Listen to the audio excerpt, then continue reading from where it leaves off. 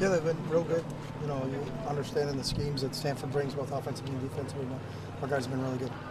We've talked a lot about Taylor for them. What about the receivers, the receiving core? What is it that they're Good guys.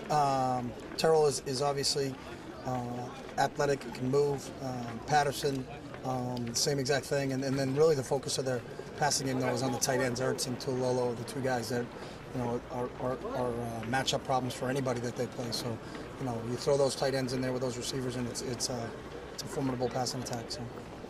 The linebackers seem to make a lot of plays. They have their instincts, their physical ability.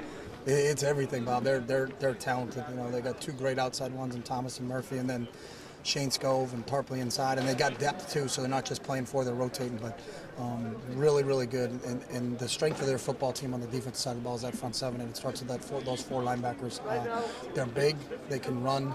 They're smart. They understand their scheme really well, and a good group of linebackers as we'll face all year long. A little bit like yours, though. Are they in the plays they made for the team? Yeah, I think so. I mean, I with Bo and Kiko and Mike, and those are kind of like our leaders. And I think the same thing with them, Scove and Chase, and those guys have been around for a while. Murphy's been around for a while. There's a group of guys that have been there for a while. So there is some similarities. Yeah. Scove seems to really come back from his injury.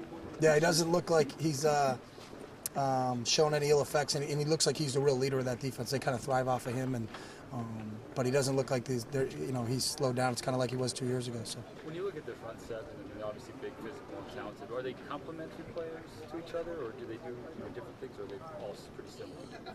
No, I mean their scheme complements each other, and they all fit and make plays, and there's opportunities for different guys to make plays, whether it's Gardner and Stevens and Anderson up front, or it's those four linebackers. It's not just geared. Some defenses are geared to have the D-line keep the linebackers free and let the linebackers run sideline to sideline and make tackles, and other defenses are kind of geared differently. These defenses are to let those guys make play, and what they have is they've got playmakers at each position. So you just can't say, hey, we got to concentrate on the linebackers and then forget about Gardner and Murphy and Stevens, because those guys can wreak some havoc on you. So and they're so multiple in what they can give you front-wise, from 4 down to 3 down, that I think they keep you guessing a little bit. But all those guys in the front seven can make plays.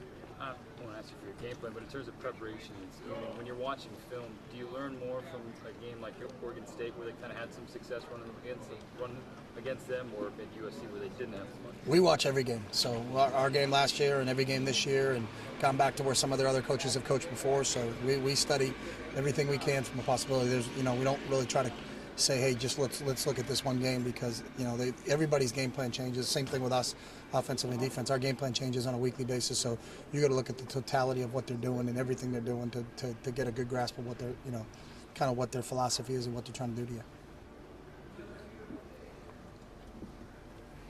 Thanks.